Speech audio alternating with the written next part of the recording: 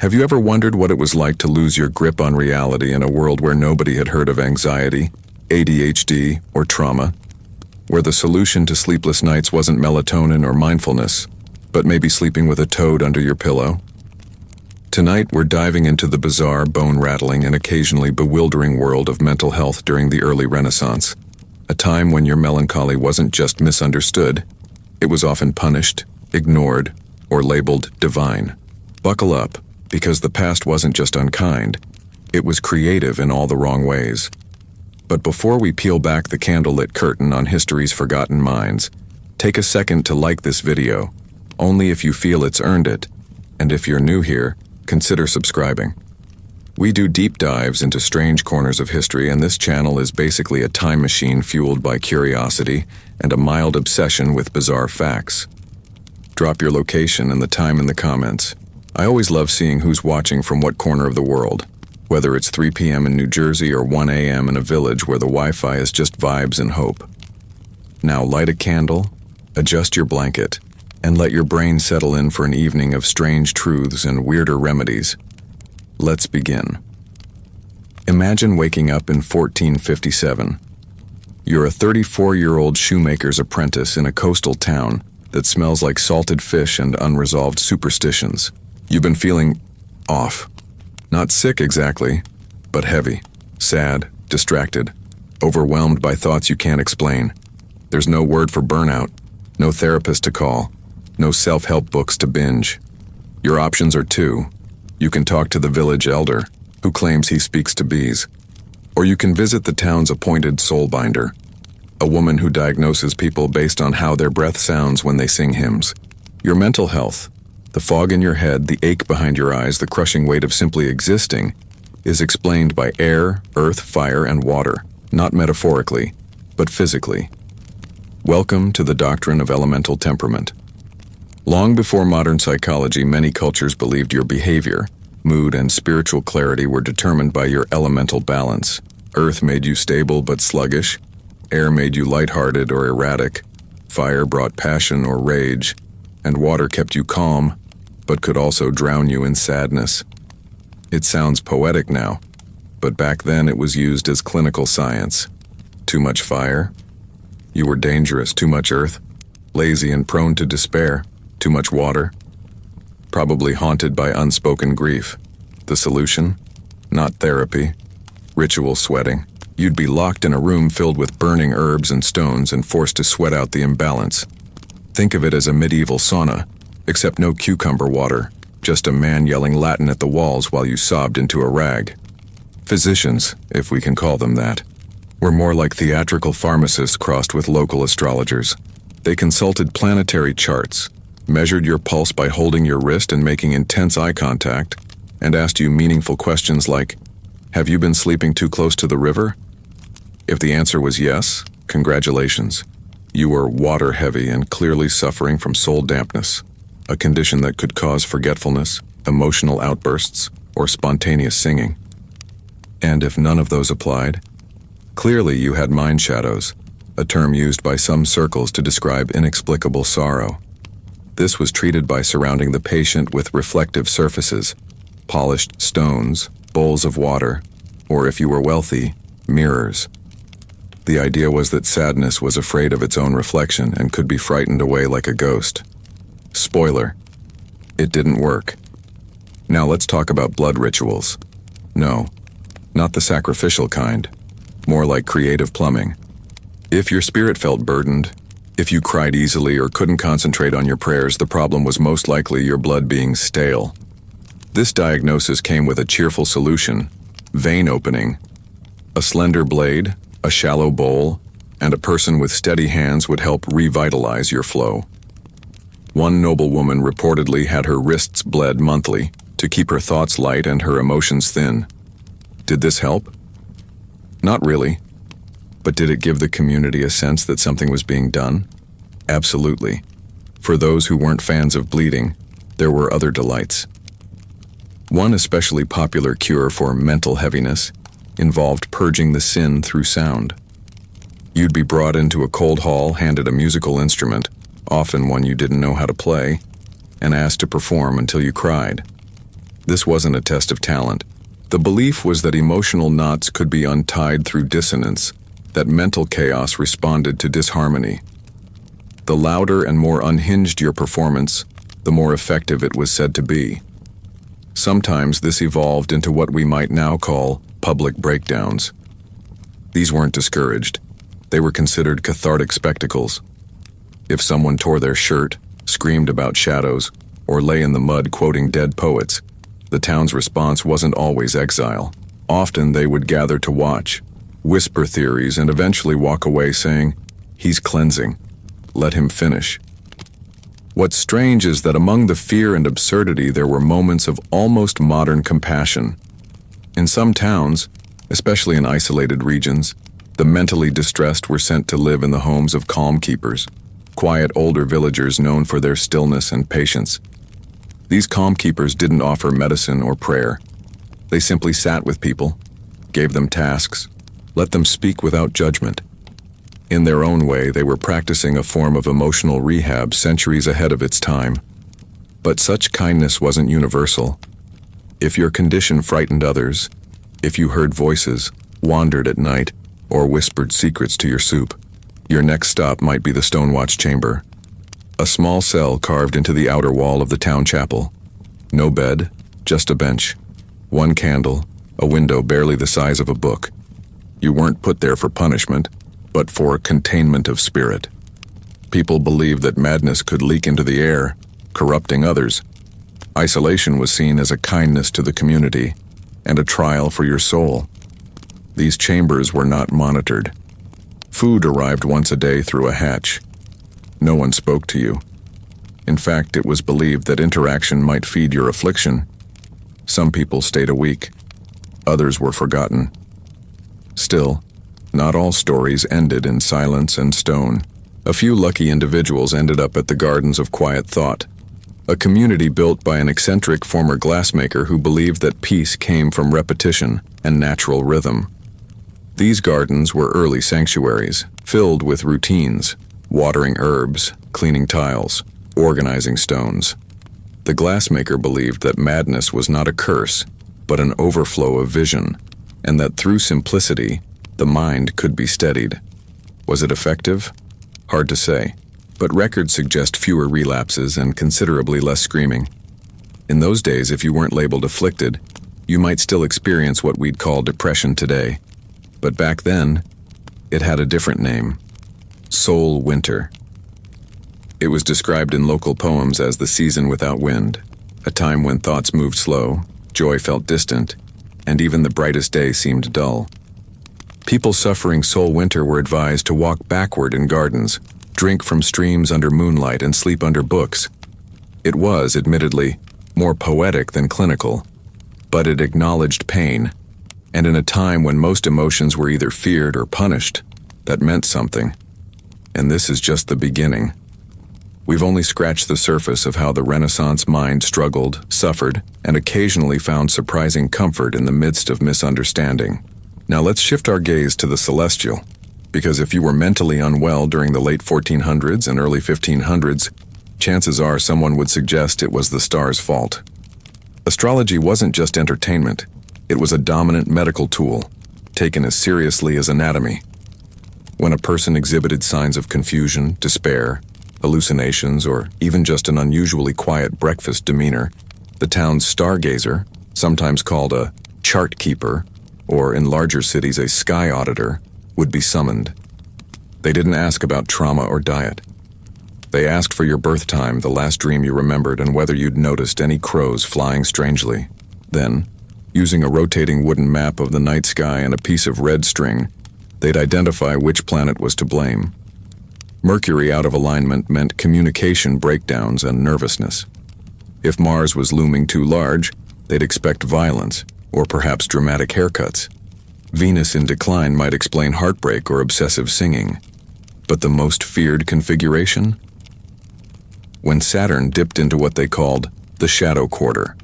That meant a season of cold thought, a spiritual frostbite that could manifest as hopelessness, wandering speech, or withdrawal.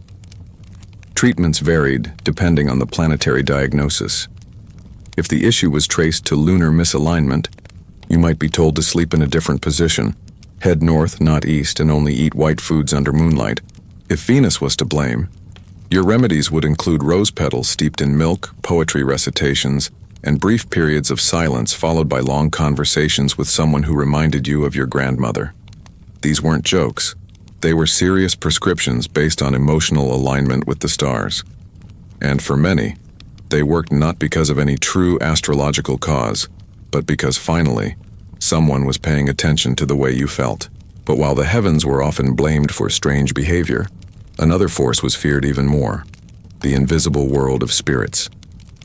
Supernatural interference was a common explanation for mental distress. If a person began speaking in fragmented riddles, walking in circles, or losing interest in bread, which was a massive red flag back then, it was assumed they'd been touched by a spirit, not necessarily an evil one, but mischievous, indifferent, or ancient. Spirits were thought to live in trees, rivers, broken pots, or wind patterns. You didn't need to invite them. They could follow you home from a forest, or appear if you stepped on a cursed root. For those suffering, the answer wasn't medication. It was spirit negotiation. A whispering woman or spirit broker would be called, usually someone with unkempt hair, a habit of humming, and a vast collection of feathers. She would enter your home, walk the perimeter while muttering soft chants, and leave offerings of bread, salt, or charcoal in the corners. If the patient calmed, it meant the spirit was satisfied. If not, the ritual would escalate, sometimes involving smoke, bells, or prolonged eye contact with a frightened goat. The overlap between spiritual belief and mental health wasn't just superstition, it was structure. People wanted explanations for suffering, and spirits were a tidy one. If your daughter stopped speaking or your uncle began talking to invisible guests, you didn't think about neurochemistry. You thought about forgotten promises made by ancestors to entities now returning for payment. It sounds bizarre to us, but back then, this framework provided meaning, accountability, and a path toward resolution. And that matters, because in the absence of understanding, meaning becomes medicine. Not all spiritual diagnoses ended in whispering and feathers, though. Some took a darker turn. If someone's behavior escalated, screaming at shadows, breaking into sermons, or attempting to speak in fire, it was often interpreted as possession by an unclean entity, and possession required removal. Exorcisms, as crude as they were deeply embedded in community life. They were part ritual, part performance, and part neighborhood gossip engine. When someone was declared possessed, the process would begin with a gathering, local elders, clergy, and anyone curious enough to pretend they were there to help. The afflicted would be brought to the center of the room, and a priest, not a medical professional but a spiritual adjudicator, would begin the rites. These rites varied wildly. Some began with calm prayers, holy water, and simple touch. Others escalated into hours of chanting, fasting, shouting of ancient words, and application of sacred items to the forehead, chest, or soles of the feet. The goal wasn't to harm the person, it was to make the entity uncomfortable. If the afflicted flinched, cried out, or laughed at the wrong moment, it was seen as evidence that the spirit was being stirred. If they remained calm, more intense rituals might follow: smoke, bells, shouting the entity's name if it had been guessed. The logic was, no suffering, no proof. One recorded case from a port town involved a man who began preaching to barrels. He was eventually brought into a chapel and surrounded by 6 monks who sang a single hymn for 12 hours, believing that constant purity of tone would drive the demon from his ears. Another woman was reportedly made to wear a crown of rosemary and stand in water up to her knees for 2 days, while onlookers threw apple seeds at her to confuse the spirit. These were not cures.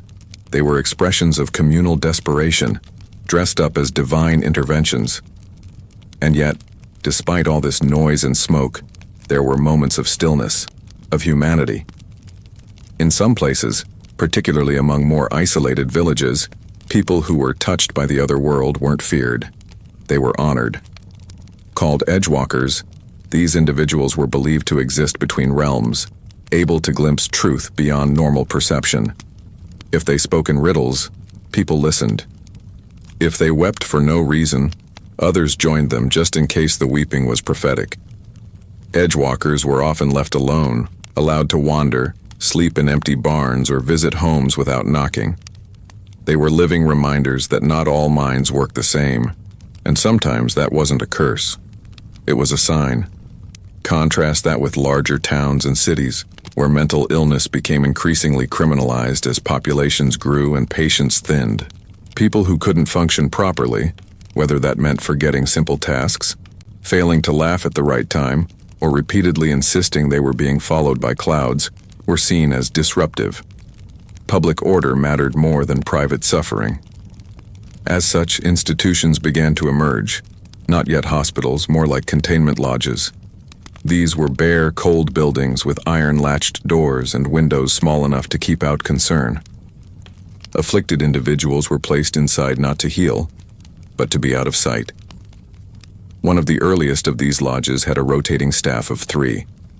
A caretaker who swept and delivered food, a spiritual guide who whispered prayers through a door, and a behavior monitor who recorded daily observations on a slate. These observations included lines like, "stared at candle too long," or "spoke gently to own foot," which may be progress. There were no psychologists, no therapy dogs, just echoing stone and hope that maybe silence would do what ritual and bloodletting could not. But let's not pretend that early Renaissance Europe had a monopoly on bad mental health ideas. In the northern coastal regions, one treatment for persistent sorrow involved burial rehearsal.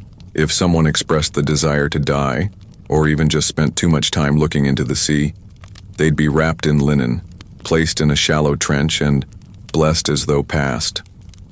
The idea? Trick the spirit of death into thinking its job was done, so it would stop calling to the person. People sometimes emerged from this ritual feeling renewed, or terrified, or itchy. Meanwhile, further inland, a different trend was taking root. Memory reordering. It was believed that mental pain came from tangled memories. So people were advised to retell their life stories to a scribe of emotion, often a retired merchant or wandering storyteller who had a good memory and better handwriting.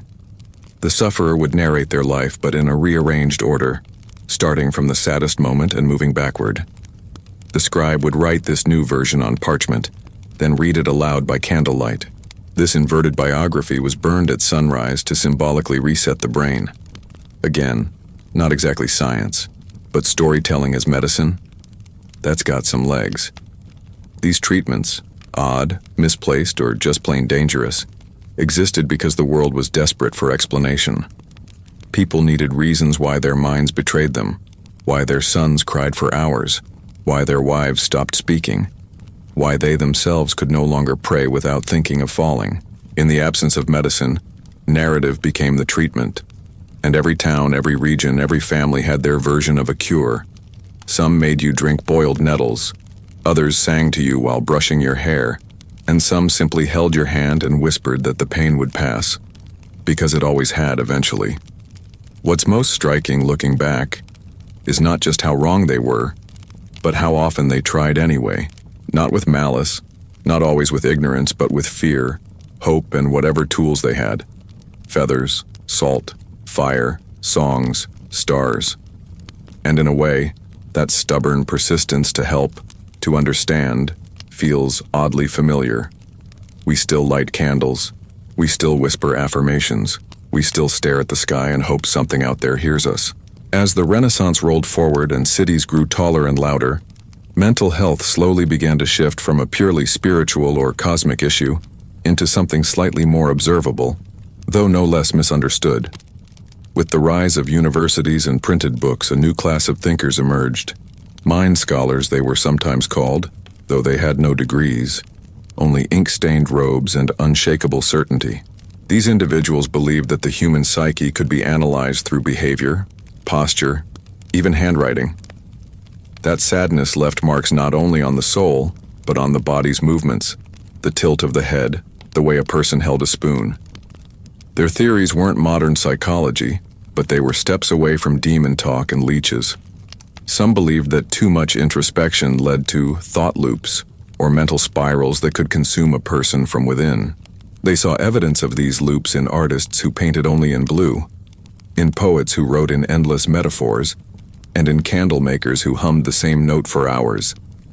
These scholars began to suggest that perhaps the mind was a landscape, and like any terrain, it could become foggy, twisted, or overgrown.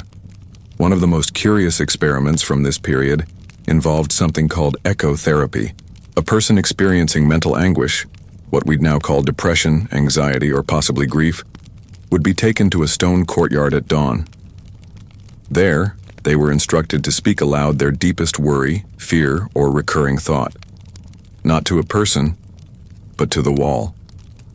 The idea was that the echo would return to them softer, reshaped, transformed by the architecture of the world itself. They would repeat this for 7 mornings. Some reported feeling lighter, as if their sorrow had literally bounced off stone and broken apart.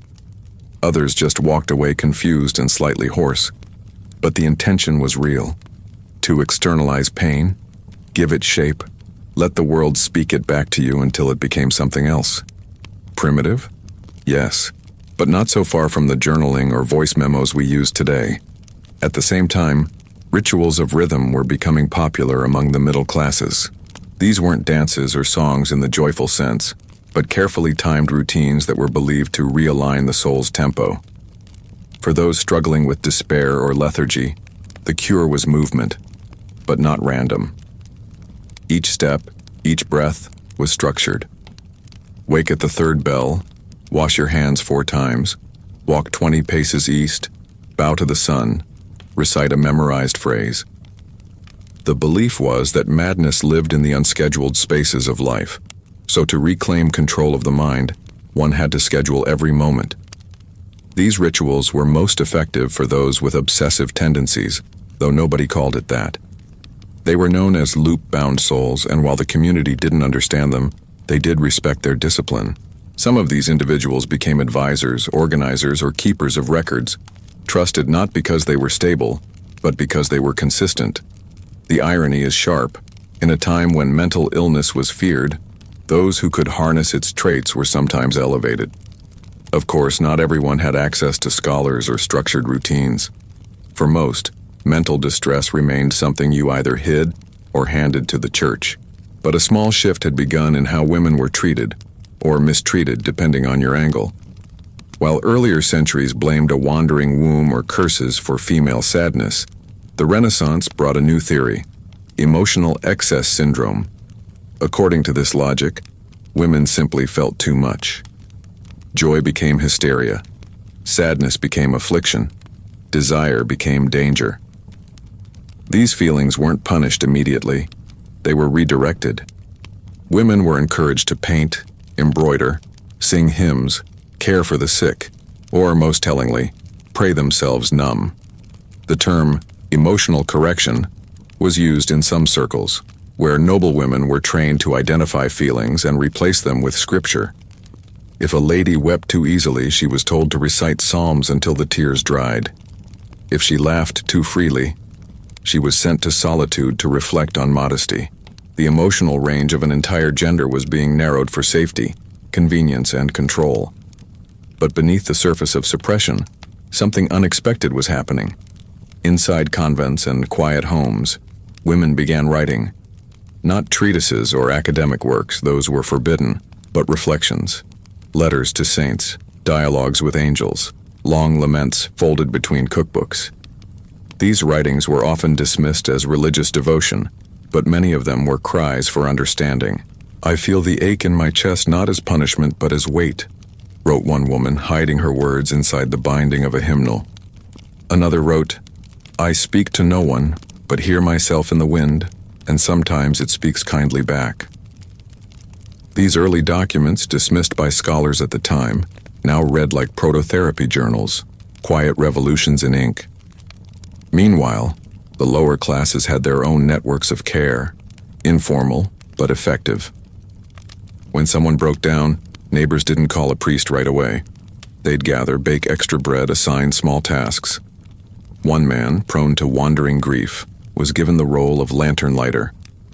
Every evening, as the sun dipped low, he walked the village paths, lighting candles and lanterns in sequence. The job mattered, but not because it was difficult. It gave him purpose, rhythm, visibility.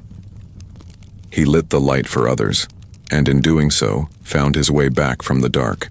These acts of compassion, untrained but intuitive, often did more than any chant or potion. Because at their core they said, "You matter, even like this." Still, no story of historical mental health is complete without mentioning the listeners.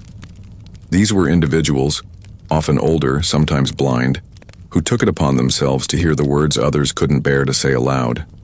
You'd find them in marketplaces, leaning against a column, or sitting beside a well. People would approach, whisper fears, confessions, dreams. The listeners would nod, maybe hum, but never speak. It was an unspoken agreement. The burden shared would be carried in silence. No advice, no judgment, just listening. Their presence was considered sacred by many, not because they healed, but because they bore witness. But not all stories end in gentleness. There were times when fear won, when an emotional outburst turned into a spectacle, when strange behavior triggered panic, and when it did, the accused were brought before councils. Local assemblies of landowners, elders, and one grim-faced record-keeper. These councils didn't ask questions like, "What have you been feeling?" or "What happened to cause this?" Instead, they asked, "Has she broken curfew? Did he speak against the bell tower? Was there a raven nearby?" The trial wasn't about truth. It was about restoring order, and those deemed too unstable were sometimes branded, sent away, or locked in structures with names like the Still House or the Hall of Quiet Iron. These were places of isolation, not rehabilitation. Cold, bare, and silent. If a person returned from one of these places, they often spoke less, or not at all. Yet even here in the darkest corners you find flickers of care. A monk might bring bread with honey. A child might sing outside the door. A stranger might scratch symbols of hope into the wall. Resistance through kindness. Defiance through compassion. Because while institutions forgot the humanity of the afflicted, individuals often remembered. And speaking of individuals, one can't overlook the craft healers, those mysterious figures who lived on the edges of towns and knowledge. They weren't priests or doctors, but somewhere in between. Part herbalist, part counselor, part secret keeper.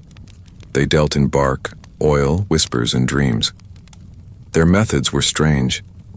You might be told to write your fears on eggshells and bury them under lavender, or to wear a pouch of dried herbs sewn into your sleeve, or to eat a single petal each morning while staring into a bowl of water.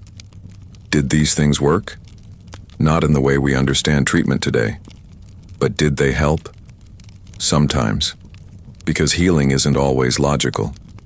Sometimes it's about belief, ritual, and the comfort of doing something.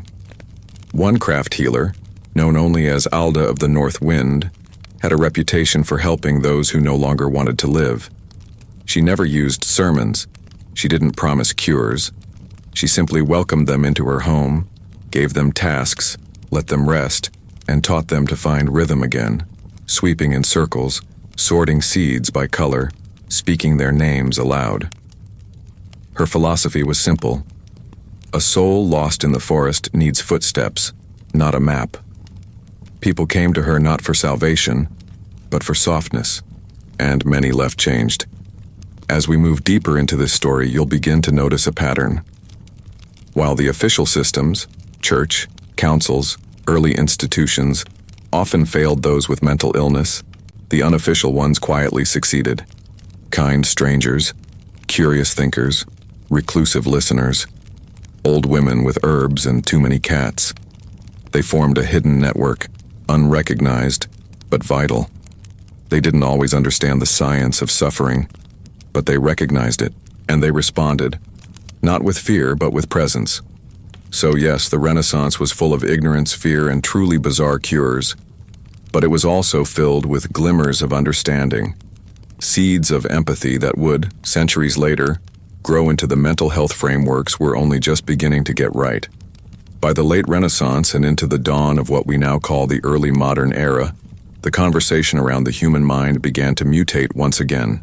As cities became hubs of trade, printing presses churned out volumes of human thought, and scientific curiosity started to bubble beneath the surface of superstition, something strange happened. People became obsessed with classification. This wasn't empathy, it was taxonomy. Suddenly there was a need to put every behavior, thought pattern, or emotional anomaly into neat little boxes, labeled and stored for later analysis. The mind wasn't just a mystery anymore. It was a puzzle to be solved piece by piece, diagnosis by diagnosis. Physicians, now increasingly wearing the badge of legitimacy thanks to printed manuals and scholarly debates, began compiling lists, long, uncomfortable, and deeply problematic lists of mental behaviors they deemed abnormal.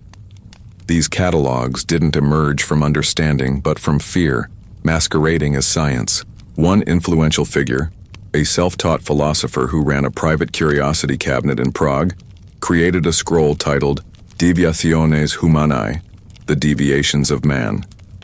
In it, he outlined over 70 mental states, including inappropriate merriment, the urge to speak to fire, persistent silence during thunderstorms, and excessive fondness for cats.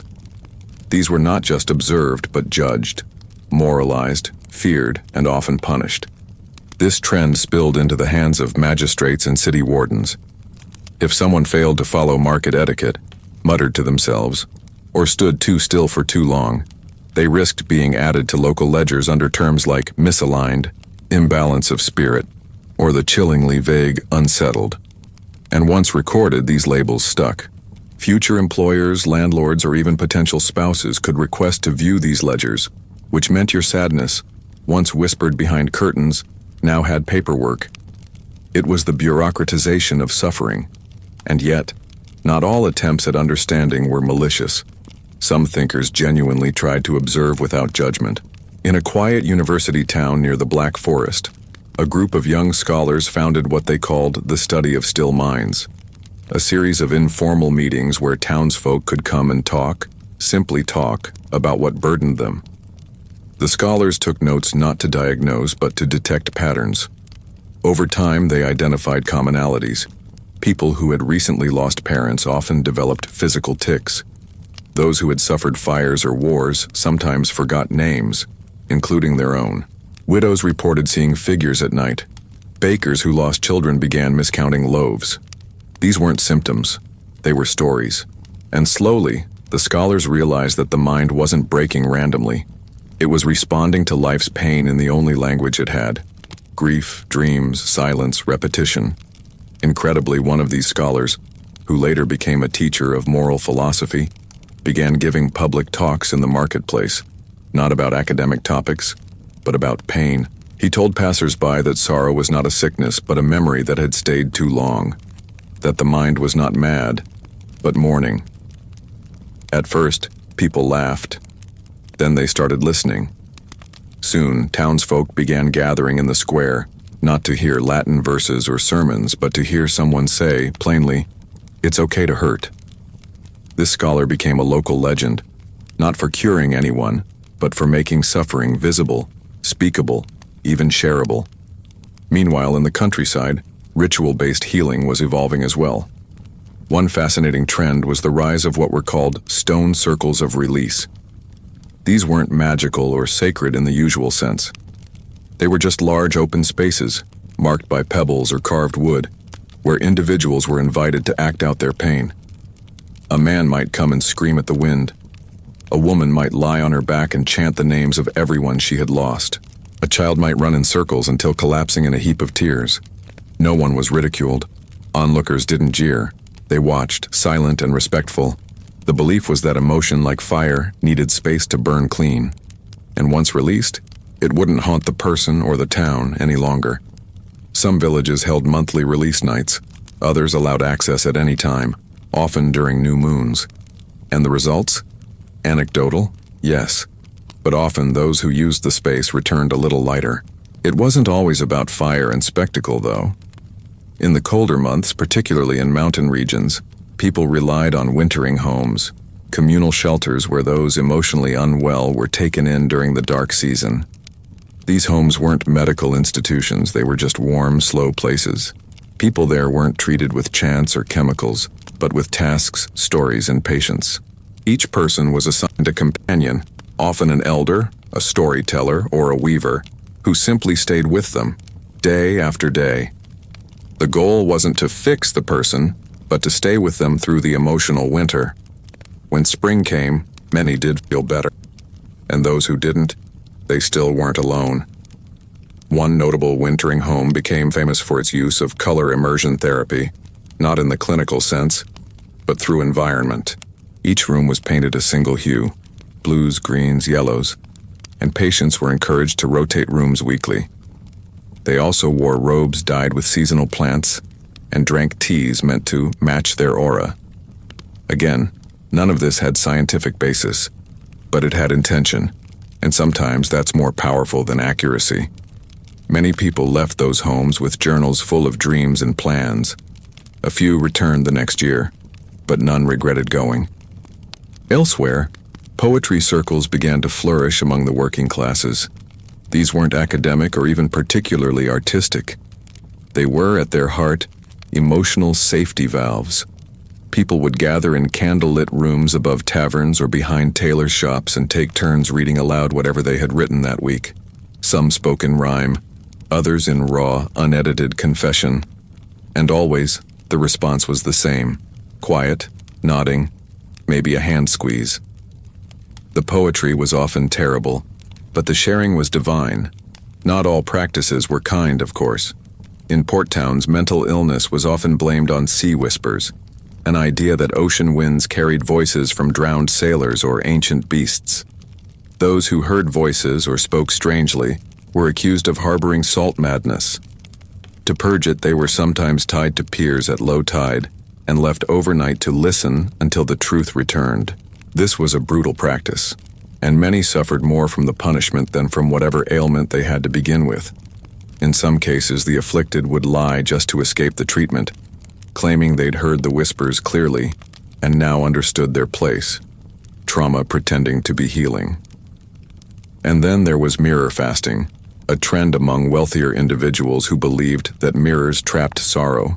Those suffering grief or anxiety were told to avoid reflective surfaces for a full moon cycle. No polished spoons, no lake gazing, no mirror checks. The idea was that sadness clung to one's reflection, growing stronger each time it was seen. While this may sound absurd, for some it had a surprisingly positive effect, not because of the superstition, but because they stopped fixating on their appearance. One nobleman wrote, "I have not seen my face in 20 nights, and I find myself thinking less of shame and more of others." Sometimes the ritual didn't cure the sadness, but it shifted the gaze. These layered, contradictory, often clumsy attempts to understand the mind form a mosaic of humanity's earliest steps toward mental health. For every cruel misstep, like ice baths meant to shock the madness out, or forced confessions during grief, there were gentle innovations too. Shared silence, warm spaces, structured days, stories spoken aloud. It was never enough. But it was something, and something, when you're lost inside your own mind, can mean survival. And perhaps that's the most important theme that echoes through these historical fragments. Presence. Not the right words. Not the perfect cure. Just the refusal to look away. When someone wept without cause and a neighbor brought them soup anyway. When a child stopped speaking and a village elder taught them hand signs rather than punish their silence. When a woman feared her own thoughts and another woman sat beside her through the night, holding her wrist like a lifeline. These small acts, not loud or sacred or impressive, are what mental health care truly looks like in its earliest, most essential form. Today we might call these efforts inadequate or quaint. We might scoff at the idea of screaming in circles or listening to rocks or bathing in colored cloth. But we must remember, these people were doing their best in a world that didn't understand serotonin or trauma or neural pathways. They didn't have words like PTSD, bipolar, or autism. But they saw suffering, and in their own imperfect, sometimes poetic ways, they reached for it, tried to hold it, tried to keep it from becoming something worse. And isn't that still, in many ways, what we're all trying to do? As we cross deeper into the folds of history, Approaching the threshold of the Enlightenment era, the conversation around mental health doesn't vanish, it merely shapeshifts. Now, with reason perched as the new deity of the age, every phenomenon, emotion, or affliction had to be measured, explained, charted, and stripped of mystery. The stars dimmed in relevance, spirits were shoved aside by scientific ego, and the soul, once so deeply woven into all understandings of illness, began to lose its seat at the table. Instead, mental suffering became a matter of error, a miscalculation in the body's machinery, something to be dissected rather than understood. And with that, the human mind became an object of clinical fascination and, sadly, of control. This new wave of rationalism gave birth to something terrifying in its subtlety. The idea that sadness, anxiety, madness, whatever you called it, was a threat to the progress of civilization. Suddenly, mental illness wasn't just an affliction. It was a failure of logic, a betrayal of the age's great mission. If you couldn't think clearly, if you didn't behave in predictable patterns, then you were standing in the way of society's perfectible dream. And because of that, you had to be managed. Not cared for, not comforted, managed. This led to the rise of containment architecture, newly designed buildings made not for healing but for observation, documentation, and most chillingly, isolation. Gone were the open gardens, the shared sleeping mats, the quiet routines among friends. In their place came cold stone corridors, observation cells with one-way grates, doors that locked only from the outside. These were the first official houses of correction, often painted as charitable institutions meant to help the mentally unstable, but in reality serving as repositories for anyone who made society uncomfortable. That meant the grieving, the ecstatic, the grieving while ecstatic, the too loud, the too quiet, the disobedient, and most frequently, women. The Enlightenment didn't bring light to everyone. For many women, particularly those living on the margins of power or propriety, it became the age of clinical silencing. Female behavior was now scrutinized with a scientific lens sharpened by bias. A woman who mourned too long after a miscarriage might be labeled irretrievably melancholic. A wife who questioned her husband's authority could be accused of having emotional discordance. Single women over the age of 30, especially those who read or wrote too often, were frequently noted in civic records as prone to introspective delusions. The prescription? Admission to a rest facility, a term that quickly became synonymous with padded walls and unspeakable loneliness. Inside these facilities, the approaches to treatment were frequently experimental. Ice baths to jolt the nervous system, rotational chairs, yes, literal spinning chairs, to confuse disobedient thoughts. The theory was that mental illness was stuck energy and could be shaken loose like coins in a jar. Unfortunately, what this did in reality was traumatize already vulnerable people. One recorded case involved a woman who was rotated continuously for 9 minutes until she lost consciousness, then left alone for 3 days to let the madness cool. There were journals from staff, mostly men with no formal medical background, who documented the progress of patients through bizarre behavioral markers. One man wrote, "Patient number 17 has ceased discussing weather patterns with the lamppost. This may indicate stabilizing."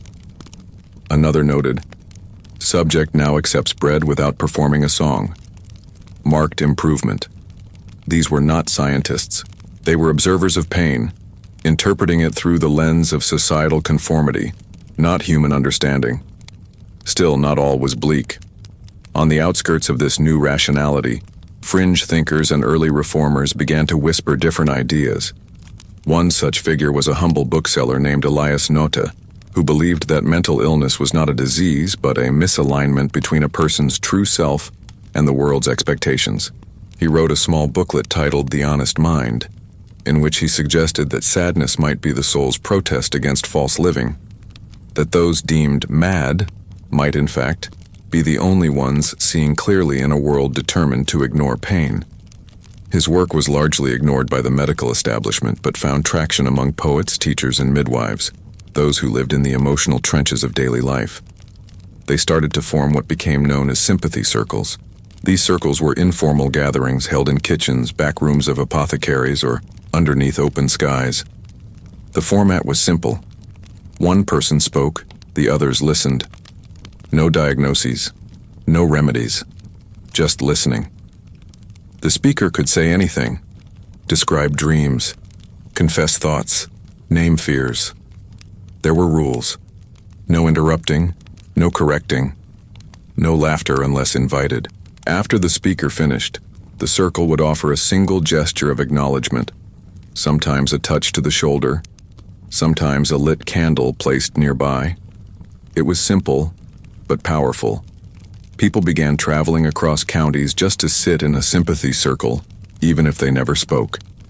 In parallel to this emotional revolution came the rise of creative containment, a concept that tried to blend structure with softness. One experimental facility in the Netherlands, for example, was constructed entirely from curved walls and round doors, based on the idea that sharp angles created agitation.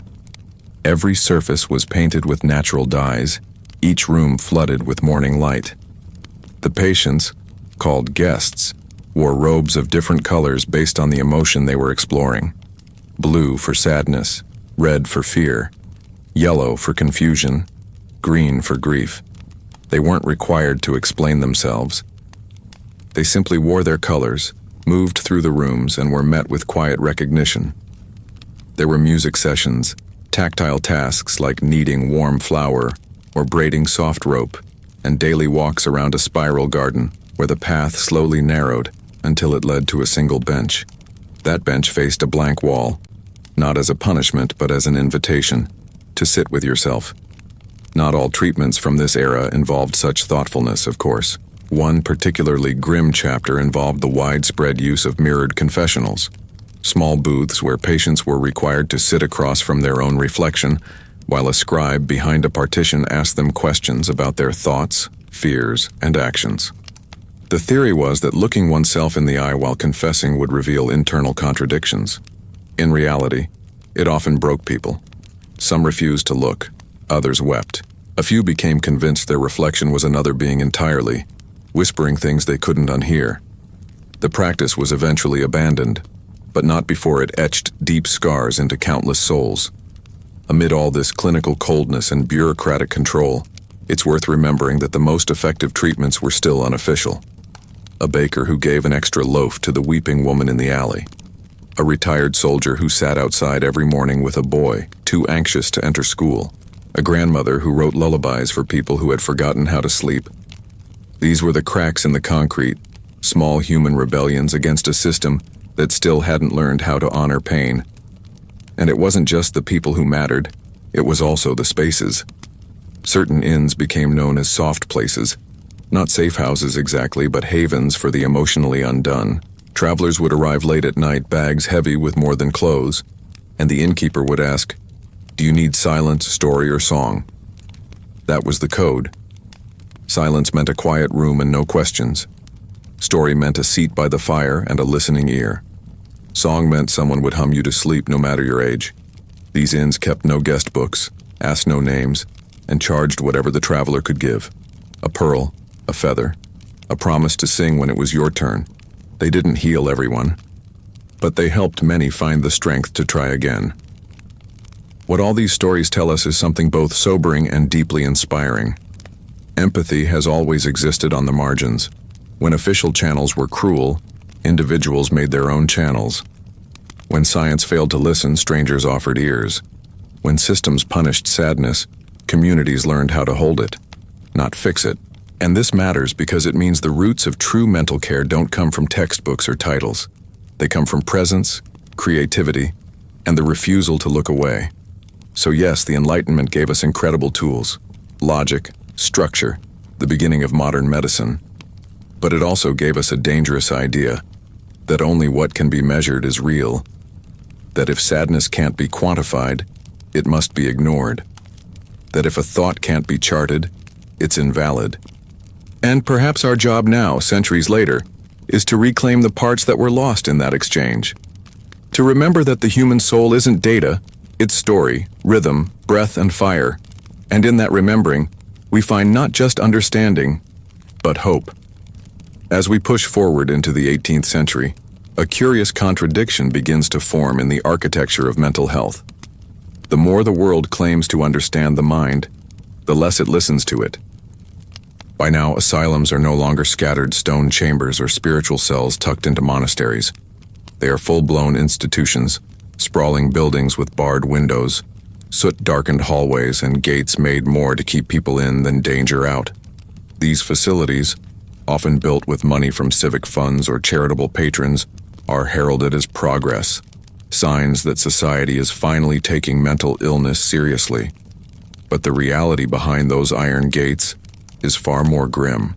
This is the era of containment under the mask of compassion, where help becomes synonymous with obedience, and disorder is treated not with care, but with correction.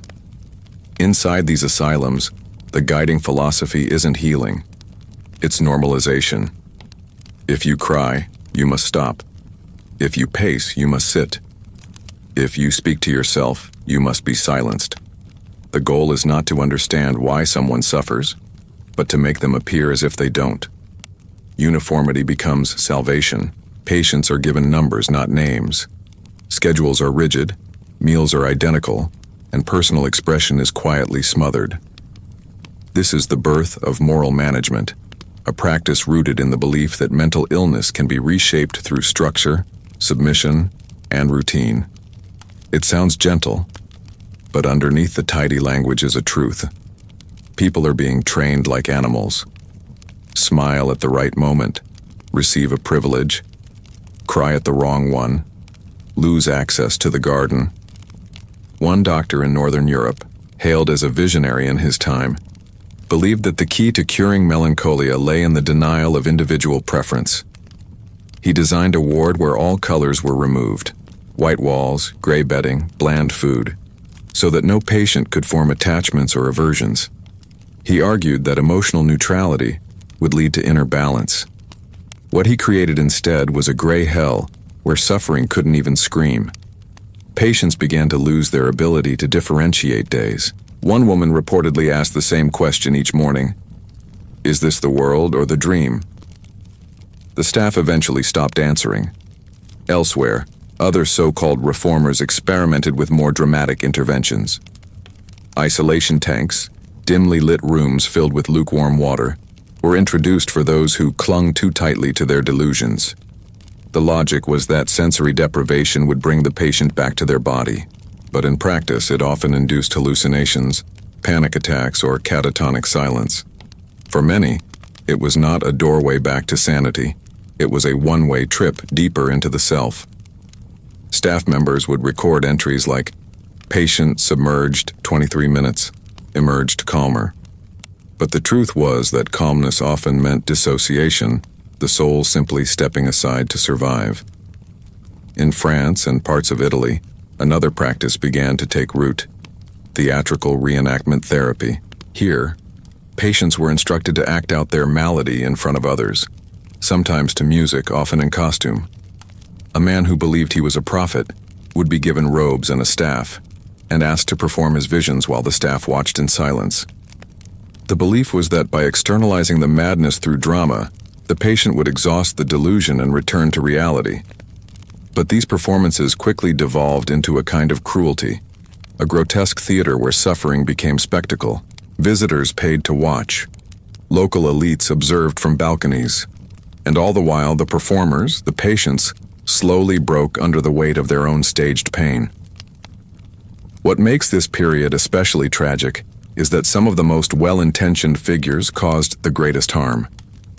A respected physician in England, for example, argued that mental illness was the result of excessive inner narrative, a phrase he coined to describe people who thought too much, reflected too deeply, or questioned too often. He believed the cure was in distraction, and so he built entire halls filled with loud clocks, moving pendulums, and rotating art panels designed to interrupt the mind's inner monologue. Patients were walked through these rooms twice a day in silence. At first, some found relief, but over time the overstimulation caused migraines, dizziness, even seizures. Yet the doctor stood by his method, insisting that noise is the antidote to sorrow. It wasn't. It was just noise. Still, even within this darkness, flickers of true understanding continued to surface, usually in the quiet, unofficial corners. One former seamstress, institutionalized for obsessive mourning after the death of her child, began to create tapestries inside the asylum. At first she was punished for hoarding thread, but eventually her work was discovered. Delicate scenes of her life, sewn into linen scraps. Her fellow patients began requesting their own stories, and she obliged. A boy who forgot his own name was given a stitched scroll with his memories. An older man who refused to speak was given a robe covered in symbols he said represented his dreams. In time, an entire wall of the asylum became covered in her work. The doctors didn't understand it, but the patients called her the Thread Mother. She was, to many, the only real therapist they ever had. In the rural north, another quiet rebellion was taking shape. Field retreats, unlicensed sanctuaries run by retired farmers and teachers, began to accept wanderers, a term used for people rejected by asylums or too frightened to stay. These retreats operated on a single principle: live gently. There were no rules about waking up, no punishments for crying, and no labels. People arrived with their stories, their scars, their silence.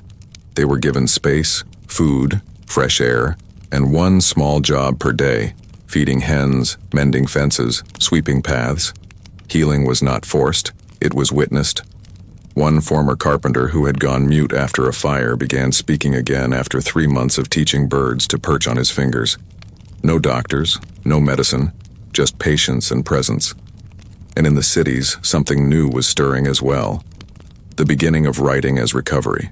Literacy had become more widespread, and with it came journals, letters, even novels written by those who lived inside the walls. One anonymous memoir, Days Without Name, described the experience of living in a cell for 4 years after a breakdown triggered by the death of a friend. The author wrote not in bitterness but in detail, describing the smell of the hallway soap, the way sunlight moved across the floor, the sound of the night bell that marked each hour. Their words didn't just document pain, they honored it, and in doing so, they began to reshape how society viewed suffering, not as chaos, but as communication.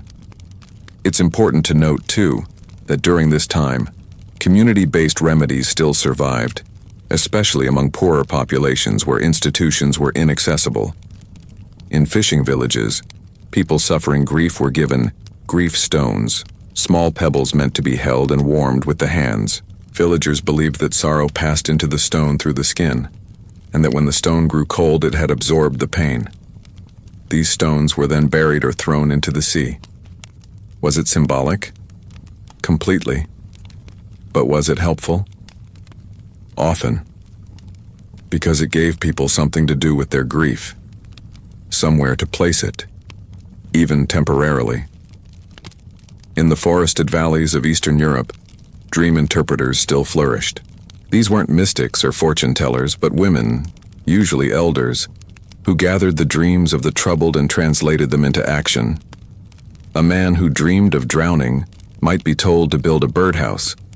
A woman who dreamed of endless corridors might be encouraged to walk in circles for an hour each day, then write down where her thoughts went. These weren't magical cures, but invitations to re-engage with the world, to take the language of the mind and turn it into motion. There was also a rise in ritual dining, especially among communities that believed mental illness was caused by emotional imbalance during meals. People were instructed to eat specific foods in specific orders while speaking specific words, almost like culinary prayers. One village even held weekly sorrow feasts where people would bring a dish that reminded them of something lost. They'd eat in silence, then share the story behind the dish. A meal, a memory, a mourning, all folded together in the communal act of nourishment. It may sound strange now, but ask yourself, when was the last time a meal helped you feel something again? So much of this period is wrapped in contradiction. The official institutions, built with stone and statistics, failed to offer real compassion. Yet in the spaces where rules softened and imagination returned, something extraordinary took place. People began quietly and carefully to reclaim their own narratives. They began to say, "I am more than my symptom. I am more than your ledger. I am a person, with a story worth listening to, even if I never find the right words to tell it. And that is the heartbeat of this chapter in history. Not the treatments or the theories, but the slow and stubborn rehumanization of suffering. The return of the soul to the center of the conversation. The insistence, however quiet, that pain is not an error to be corrected but a message to be heard. As the 19th century unfolded, bringing with it railroads, electric telegraphs, and increasingly industrialized cities, the conversation around mental illness took another sharp and disorienting turn. Now the afflicted were no longer just seen as burdens or enigmas. They became diagnostic opportunities, data points in a growing field desperate for legitimacy. The emerging field of psychiatry, still wearing the borrowed robes of medicine and moral philosophy, began to assert itself with confidence and authority. But instead of understanding minds through stories or presence, the new mission was categorization. Everything needed a name. Every name needed a symptom list. Every symptom needed a scale, and every scale needed to justify control. Hospitals for the insane, a word already loaded with weight and danger, expanded rapidly across Europe and North America. Some were true asylums in the original sense, places of protection, safety, a break from the world. But most became holding pens for society's unresolved questions.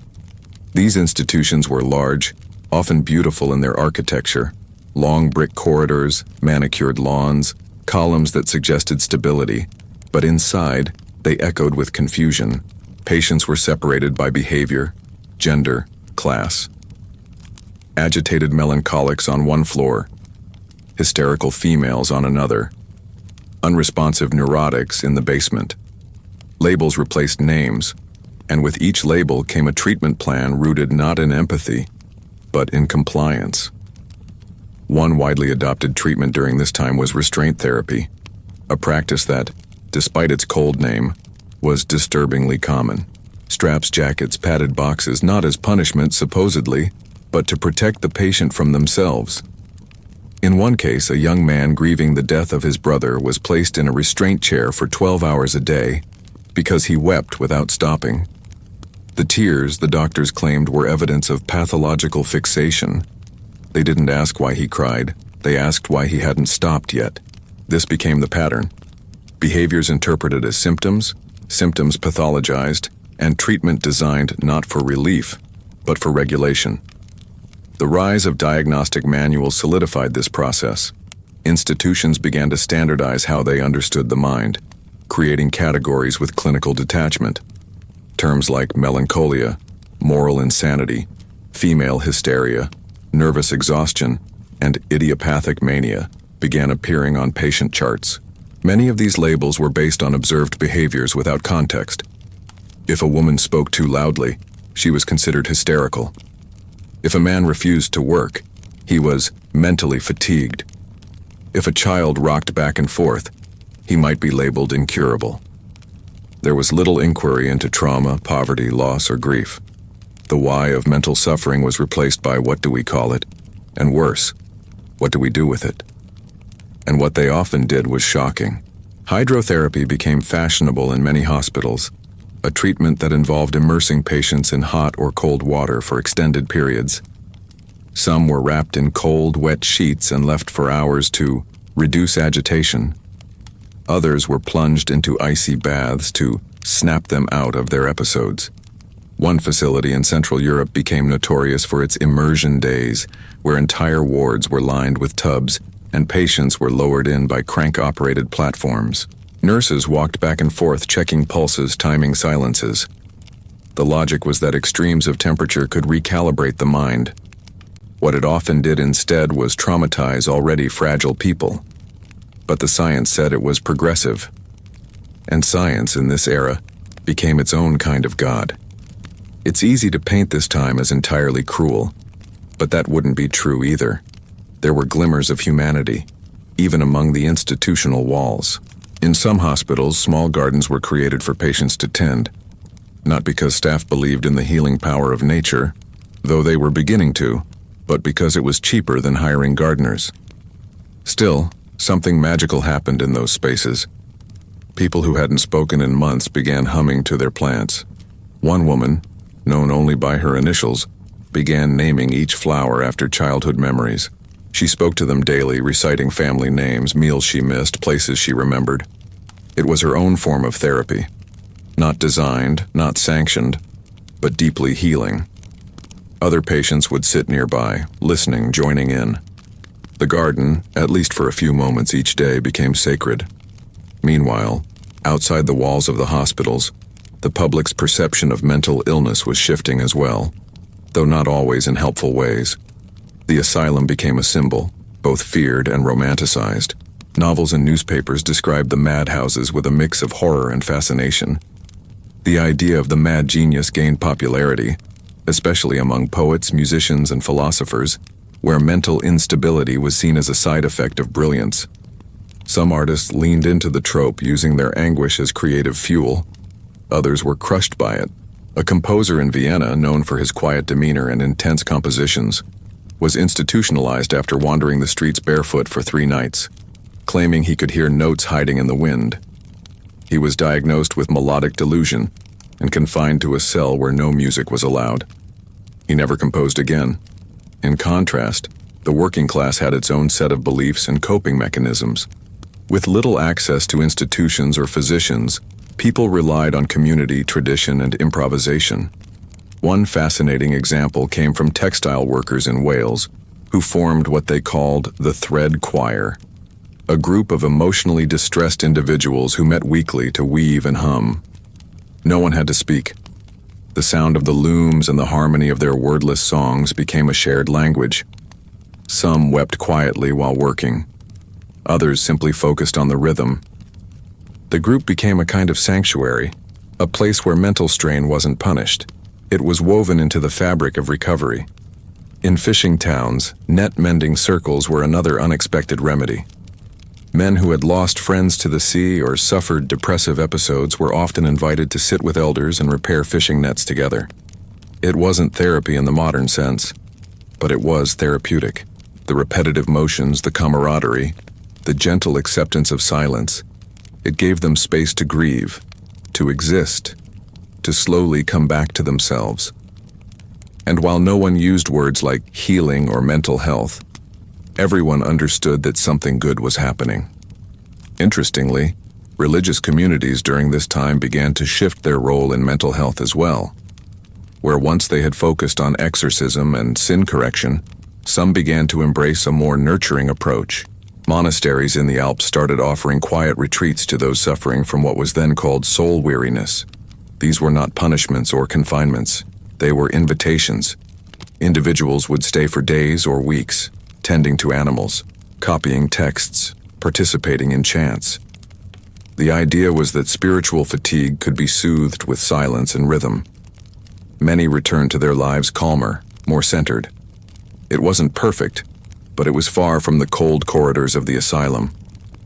Elsewhere, independent thinkers began pushing back against the dominant psychiatric models. Some argued that madness wasn't illness, it was language, that people who appeared delusional were simply speaking in metaphors no one else had learned to read. One controversial philosopher suggested that society itself was the cause of most mental suffering, and that conformity to artificial norms caused more anguish than any internal imbalance. He was ridiculed in his time, but years later his writings would inspire entire movements in psychotherapy and human rights. Another reformer, a schoolteacher turned writer, began traveling the countryside offering what he called listening nights. He would arrive in a village, rent a space, and light a single candle. People were invited to come and speak. No judgment, no advice, just stories. Sometimes the room was silent for an hour before anyone said a word. Sometimes people lined up, tears streaming, finally given a space to be heard. He published some of these anonymous stories in a small journal called Echoes in the Quiet. They were raw, painful, beautiful, and they marked the beginning of a new idea. That storytelling was medicine too. All of these threads, some cruel, some kind, wove together into a world still unsure of what mental illness meant, but slowly beginning to understand that it mattered, that it was not weakness, Not moral failure, not untamed sin. It was part of the human experience, messy, mysterious, and profoundly real. And while institutions often stumbled in their efforts, people, ordinary people, continued to build bridges with what they had: song, silence, work, witness, and presence. It would still be many decades before trauma would be studied, before words like depression would mean more than just a season of the soul. But even then, even in a world of ice baths and padded rooms, there were always those who knew better, who knew that the mind is not a machine to be fixed, but a garden to be tended, who knew that pain speaks in riddles, that healing whispers, not shouts, and that sometimes the bravest thing you can do for someone who is lost in their own mind is to stay beside them and not walk away. By the turn of the 20th century, the industrial world had become louder, faster, and more mechanized than ever before, and with it came a brutal irony. The human mind, once seen as a mystical chamber of spirits, elements, and divine conflict, was now being reinterpreted through the cold logic of mechanics. Emotions were reclassified as malfunctions. Thoughts were rewired into systems. People were no longer treated as souls or even patients, but as case files, numbered conditions to be observed, charted, and eventually subdued. Psychiatry had fully arrived. It brought uniforms, charts, institutions with iron gates and moral slogans engraved above their entrances.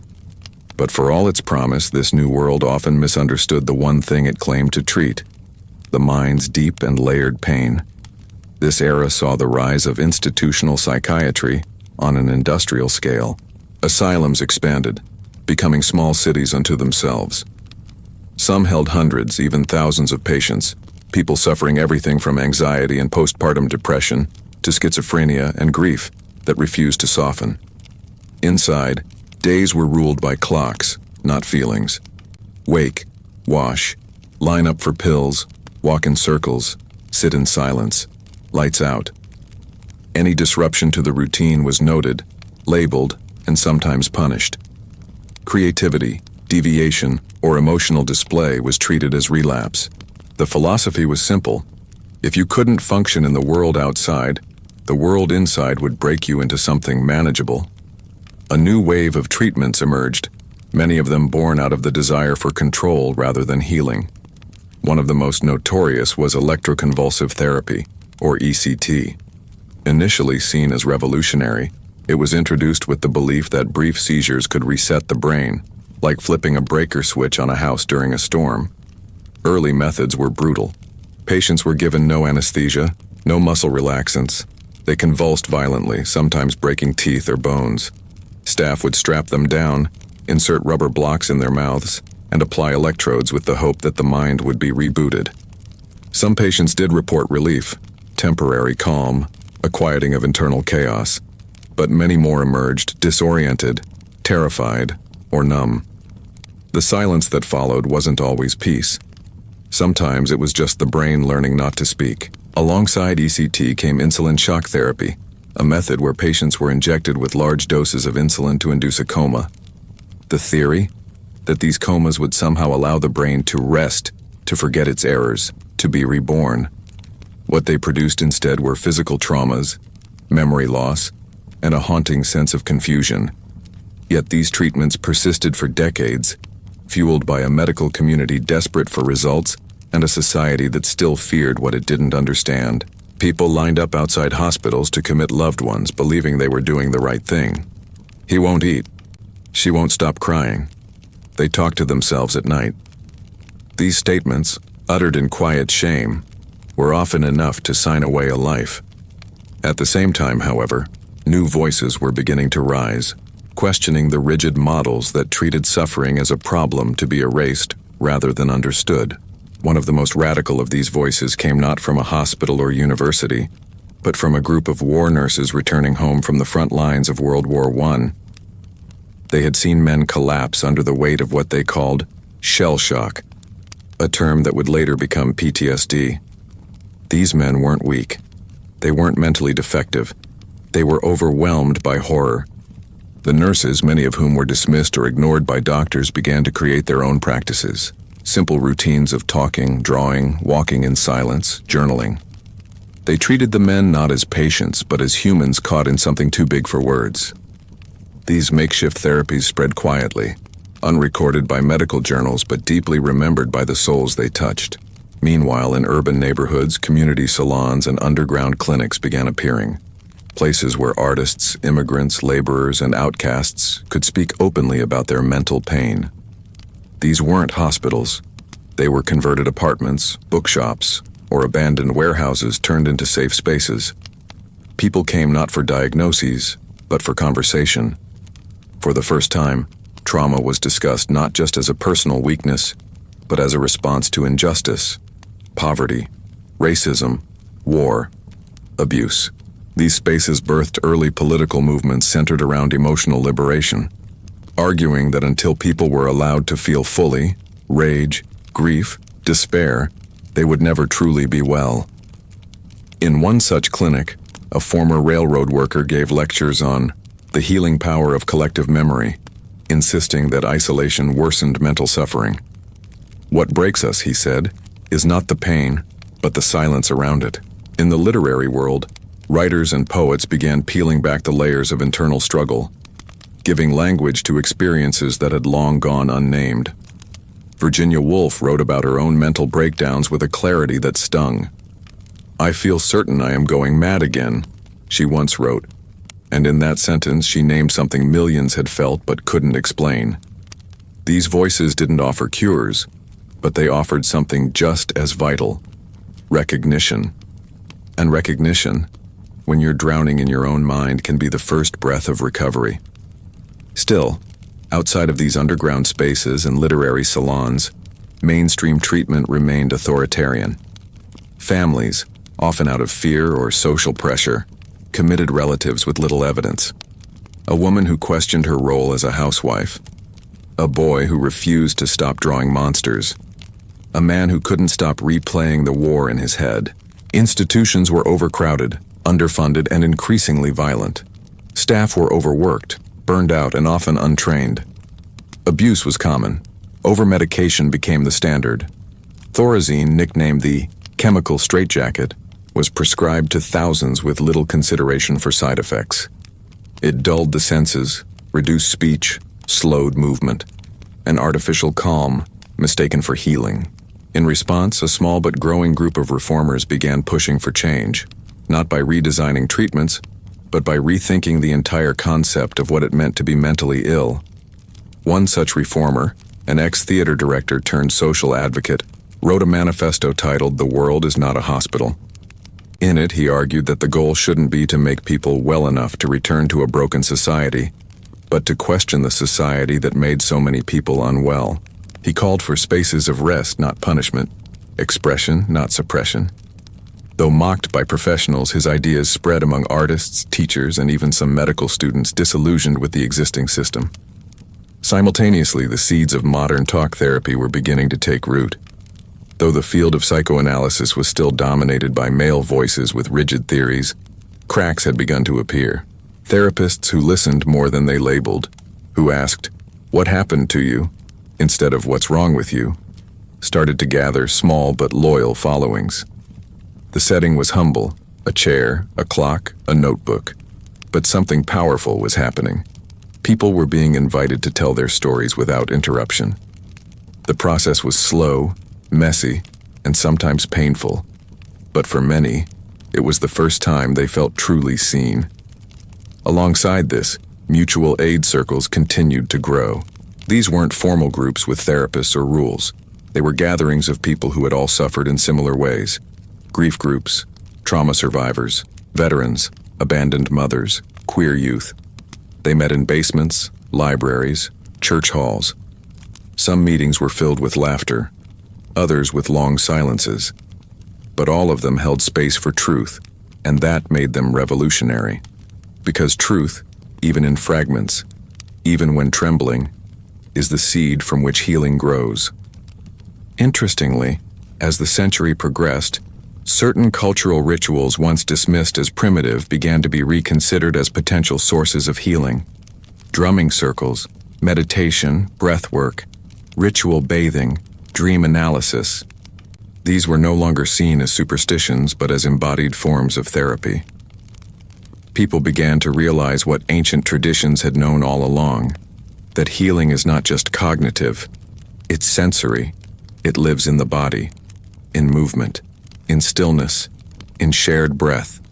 A woman in a small town in Argentina started what she called grief movement gatherings, where people danced through their sorrow in dimly lit rooms, eyes closed, hearts open. No one judged, no one corrected. They just moved. And many said they felt something leave their chest for the first time in years. What this era shows us, in all its complexity and contradiction, is that healing the mind has never been about one answer. It's about many small answers, some in the form of medicine, others in the form of art, some in silence, others in song, and always, always, in community.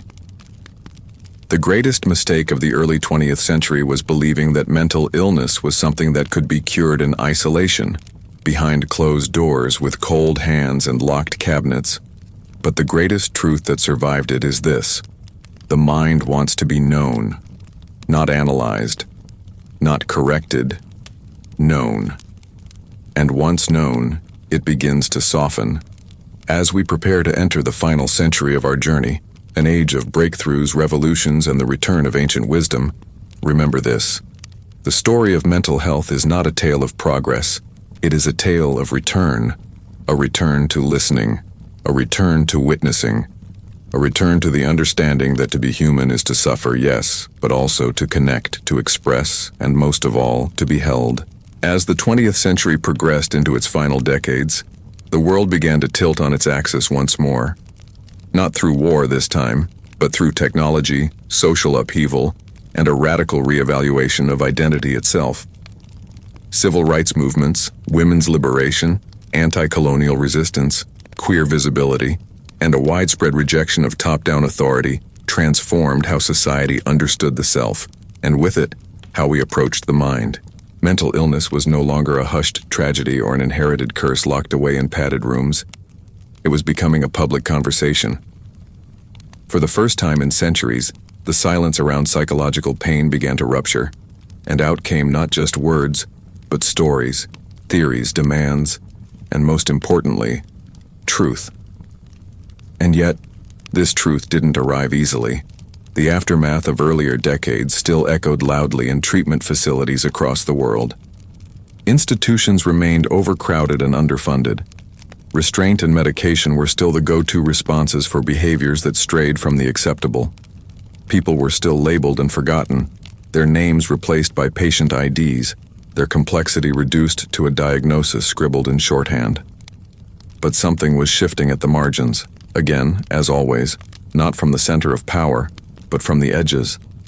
Patients began to organize. Formerly institutionalized individuals began publishing memoirs, challenging the very systems that had tried to erase them. Terms like survivor of psychiatry entered public discourse. And with them came a question that rattled the clinical walls of the profession. What if the system wasn't sick because it housed sick people, but because it treated people as if they were broken for being human? This question gave rise to the anti-psychiatry movement, a constellation of thinkers, doctors, artists, and survivors who questioned the assumptions underlying psychiatric authority. Some, like the controversial Italian psychiatrist Franco Basaglia, demanded the closure of mental hospitals entirely, arguing that they were instruments of oppression, not care. Others pushed for reform from within, advocating for patient rights, informed consent, and the use of therapy that emphasized collaboration over control. These ideas were not just medical, they were political. The right to exist without being pathologized became an act of resistance, and it wasn't just academics who felt it.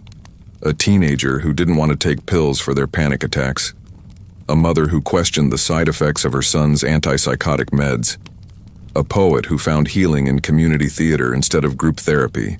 All of them were asking the same thing in different ways. Isn't there another way?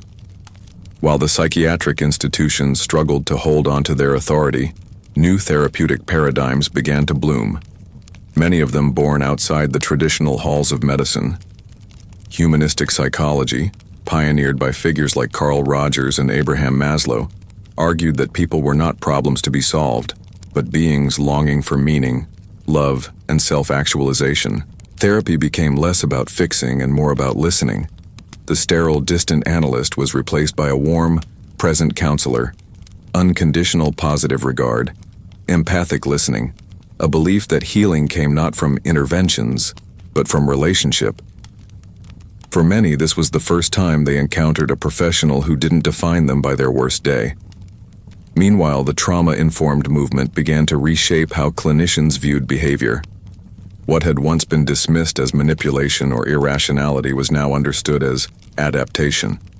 A person who exploded in anger might not be unstable. They might be responding to years of abuse. A child who refused to speak might not be defiant, but afraid. Therapists, teachers, social workers all began to ask a different question. Not, "What's wrong with you?" but, "What happened to you?" This shift, simple on the surface, was revolutionary in impact. It reframed everything. It turned punishment into compassion. It turned distance into presence. And it reminded people that their suffering had roots, not just in their brain, but in their story. Outside the clinic walls, peer support networks blossomed, led not by professionals, but by those who had lived through it. Hearing voices groups, survivor circles, crisis cafes. These spaces operated on the principle that experience matters as much as expertise. One man who had spent 15 years in and out of hospitals started a weekly meetup in a park, offering free coffee and the invitation to talk about anything, especially the things that made you feel unfit for the world. No one took notes. No one prescribed anything. And yet, people showed up. Week after week. Because even in a world with access to pills, diagnoses, and therapy apps, what people craved, still, was to be witnessed without judgment. Technology brought both promise and peril. On one hand, it gave people unprecedented access to mental health information. Forums, blogs, YouTube channels, and later social media accounts became spaces where people could finally say, out loud, that they were struggling. An anonymous tweet about anxiety could go viral. A video of someone walking through depression with raw vulnerability could touch millions. The algorithms couldn't always distinguish between help and harm, but in that massive digital noise, many found lifelines. Others, of course, found comparison, spirals, and deeper despair. The age of social media didn't solve mental health. It complicated it. For every thread offering hope, there was a post that made someone feel more alone. And yet the conversation was happening, no longer in hidden rooms but everywhere, and that in itself was an evolution. Simultaneously, mental health began to intersect with identity politics in deeper ways. Black psychologists, queer activists, indigenous elders all began to point out that mental illness couldn't be understood without accounting for racism, homophobia, displacement, and historical trauma. Depression wasn't just chemical, it was systemic. Anxiety wasn't just personal, it was cultural. These voices demanded that therapy evolve not just in tone but in content. A Black woman walking into a clinic shouldn't have to explain her mistrust. A refugee shouldn't have to justify their nightmares. An Indigenous youth shouldn't be told their spiritual visions are delusions. Healing, they said, must be culturally rooted, socially aware, and deeply personalized.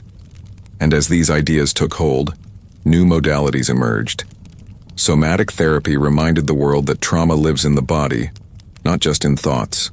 People began to learn how to listen to their nervous systems, how to move through panic with breath, how to dance their grief instead of suppress it. Ecotherapy reconnected people with the land, showing how walking barefoot, sitting beneath trees, or hearing water could shift inner landscapes. Narrative therapy invited people to rewrite the scripts handed to them, scripts of failure, brokenness, or pathology, and instead, author new identities grounded in resilience and strength. The language of therapy was becoming poetry again, not prescription. But perhaps the most beautiful evolution came in how ordinary people began to support one another. Mental health was no longer the domain of clinics. It was in the classroom, the workplace, the cafe. Friends checking in with friends.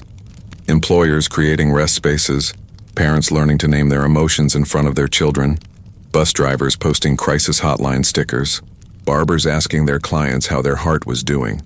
The stigma hadn't vanished, but it had cracked. And through the cracks, sunlight poured. Of course, challenges remained. The pharmaceutical industry still wielded immense power, often pushing quick fixes for complex pain. Insurance systems valued short-term treatment over long-term care. Access to therapy was still a privilege, not a right. Marginalized communities continued to face barriers, misdiagnosis, and erasure. And yet, despite all this, the arc was bending. Slowly, painfully, defiantly, the world was remembering that mental health is not a checkbox, not a diagnosis, not a one-size-fits-all plan. It is a relationship, a process, a sacred journey. And maybe that's the lesson history has been trying to teach us all along. That we can build asylums, write manuals, invent treatments, and even rename disorders. But until we meet each other in our full humanity, nothing truly changes. The monks who sat beside the weeping, the herbalists who brewed lavender for heartbreak, the poets who spoke their sorrow into candlelit rooms, they knew something we keep forgetting, that healing begins not with answers, but with presence. So if you're someone who struggles, know this. You are not a problem to be fixed. You are a person in motion. If your mind feels like a maze, you are not lost. You are searching. If your emotions swell like a storm, you are not broken. You are alive. And if you've been told that your pain makes you less, you need to know right now that your pain is part of your strength. Not the whole story, but a vital page. And if you've ever sat with someone who couldn't find the words, but needed to be held anyway, thank you. You're part of this lineage now. The lineage of witnesses, companions, quiet revolutionaries who believe in love without conditions and care without cages. And now, we arrive at the present. Not a neat conclusion, but a breathing moment in an unfinished story. A place where the past, in all its confusion, cruelty, compassion, and contradiction, has delivered us not a perfect system, but a truth we can no longer unsee. That mental health is not optional, not abstract, not secondary. It is central to everything we do, everything we are, from ancient temples to industrial wards, from whispered rituals to fluorescent-lit clinics. We've traveled 1,000 years through the eyes of those who suffered, those who tried to help, and those who chose to simply stay beside the hurting. And now, we look forward, with more questions than ever, and more hope than we thought possible. Today, mental health exists everywhere. In conversations with friends, in school curriculums, in the palm of our hands through apps and hotlines and mindfulness tools. It's written on billboards, spoken on podcasts, discussed at family dinners, even joked about on late-night television. We name our anxiety, we admit our depression, we share our diagnosis online. There is something powerful, healing, even revolutionary in the simple ability to say, "I am not okay," and be met with something other than shame. This isn't just progress, it's reclamation. A pulling back of the curtain that kept millions suffering in silence, convinced they were alone. And yet, despite the awareness, despite the language, we are still aching. Because the world has changed faster than our nervous systems can adapt. We are surrounded by constant stimulation, digital demands, comparison loops, unending streams of tragedy, and invisible expectations pressing against us like gravity we were never trained to carry. Loneliness is everywhere. Burnout hides behind every paycheck. Trauma threads itself through generations, and still, even now, some people whisper the word therapy like it's an apology. We've come far, but not far enough. And maybe we never will. Maybe the work of understanding the human mind is endless. But that doesn't make it hopeless, it makes it sacred. Because today, for the first time in history, we have tools the past could only dream of, and stories from the past to remind us not to forget our soul in the process. Science has given us brain scans, medications that save lives, trauma-informed care, neurodiversity advocacy, community-based crisis response, and an emerging awareness that healing isn't about forcing people to fit into society. but sometimes changing society to better fit people. At the same time, we're relearning the old wisdom that nature heals, that storytelling transforms, that rest is not laziness, that grief must be witnessed, that healing is slow and non-linear. Science has given us brain scans, medications that save lives, trauma-informed care, neurodiversity advocacy, community-based crisis response, and an emerging awareness that healing isn't about forcing people to fit into society, but sometimes changing society to better fit people. At the same time, we're relearning the old wisdom that nature heals, that storytelling transforms, that rest is not laziness, that grief must be witnessed, that healing is slow and non-linear, that no two people need the exact same thing to feel whole. We're seeing a mental health renaissance, one that is less about institutions and more about integrations. Schools with therapy animals, workplaces offering mental health days, prisons being challenged to become rehabilitation spaces, not punishment warehouses, music used in clinical settings, art therapy for trauma survivors, breath work for veterans, yoga in addiction centers, forest walks prescribed alongside antidepressants, even gaming communities creating peer support systems. What we're building now is not perfect, but it's human. And more importantly, it's real. But as we build, we must also remember, because history has shown us again and again, that progress without empathy leads to harm. That when we turn people into problems to be solved, we lose sight of their stories. That when we favor efficiency over compassion, we hurt the very people we claim to help. So as we talk about self-care, let us also talk about structural care. Let us remember that someone's panic attack might come from racism, that someone's depression might be a response to poverty or chronic pain, or surviving in a world that doesn't recognize their identity. Let us not be so quick to individualize what is often systemic. Let us ask again and again, who gets access to healing and who gets left behind? Because the story of mental health has always been shaped by power. Who holds it? Who loses it? Who gets to define what is normal and what is not? And in this current chapter, we have a chance to do something rare. Rewrite the rules with intention. We can listen more than we label. We can offer space before we offer solutions. We can ask people what safety feels like to them, instead of assuming we already know. We can hold space not just for pain, but for complexity. For people who don't get better on schedule. For those who heal through art instead of talk. For those whose joy is just as sacred as their sadness. And most importantly, we can remember what every monk, herbalist, quiet grandmother, and street poet already knew. That healing happens in community. Not because other people fix us, but because they remind us we are worth holding on to while we do the work ourselves. In group texts, support circles, tearful video calls, hugs that last longer than they need to. In the silence when no one knows what to say, but they stay anyway. That's where the real medicine is. Not in perfect words, but in presence. So if you're watching this now and your mind feels too loud, too quiet, too broken, or too tired to hold up your life, let this be the reminder you didn't know you needed. You are not alone. You never were. Your story matters even if you can't find the right words for it yet. Your emotions are not inconveniences. They are messengers. Your pain is not shameful. It is part of your truth. And your existence, however chaotic it may feel, is still a thread in this enormous, complicated, aching, beautiful human tapestry. You belong here, even when it's hard, especially when it's hard. And if you've made it this far, thank you. Not just for watching or listening, but for opening your heart to a subject many people still find difficult to talk about. You could have clicked away at any moment, but you stayed. And maybe that's the first step toward healing. For you, or for someone you love, or for the community we're all a part of.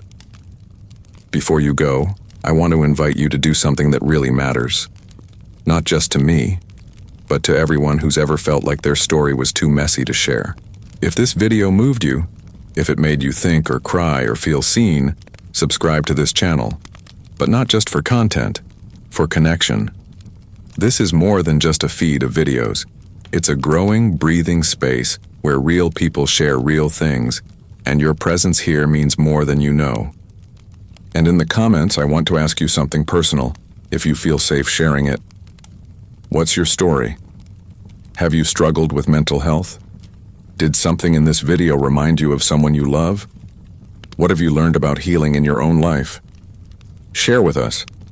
Not just for replies, but for that one person scrolling in silence who sees your words and suddenly feels a little less alone. Whether you're a survivor, a supporter, or just someone learning how to feel, you are part of this story now. And I hope you stay. We've come a long way, and there's still so much ahead. Take care of your mind, take care of each other, and never stop believing that even the most tangled stories can become something beautiful. See you in the next video.